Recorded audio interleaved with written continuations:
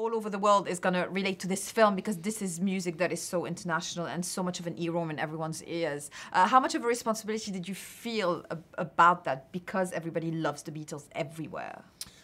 The funny thing is that, you know, because nothing can interfere with how much people love their music, you don't feel I'm going to mess it up in any way. No, exactly. You're just going to make your own little mess. But it's not going to mean that anyone likes anything less. So, in fact, it was sort of a joy to have a go at painting a picture of our picture of the Beatles. I don't think we felt if we mess this up, then there'll never be another film about the Guns of Navarone, as it were.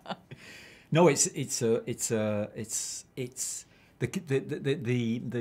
task was, could you actually get even close to the kind of joy and the ecstasy that their work produces in people? Because obviously you're trying to, otherwise you wouldn't do it really. And so you try and make your way into the foothills of what they achieved really through this other story.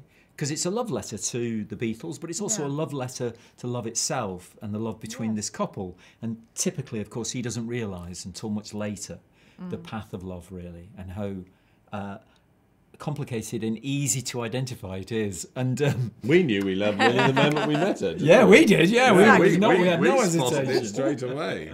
Well, and also the importance of music and how it makes people feel. And I think this is a very important message. And how important was it for you to convey it? You know, how, you know, if we didn't have those groundbreaking tracks, what would we do?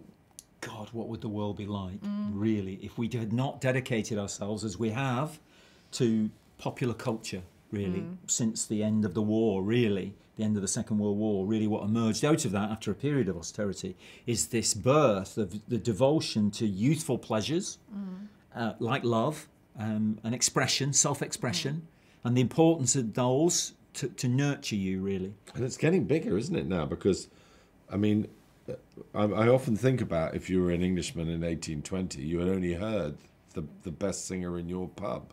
Yes. You'd never have heard anyone else. But now, my boys would be listening to music at the weekend for, 8 hours a day. Yeah. It's getting bigger. It's getting more and more important in our lives. Yeah. And did you consider the same theme, but with cinema? Let's say if, someone said, have you watched Slumdog Millionaire? And someone would answer, what? We were just talking about that. Whether we could... Or Notting Hill, or, a lot of your classics. Whether we could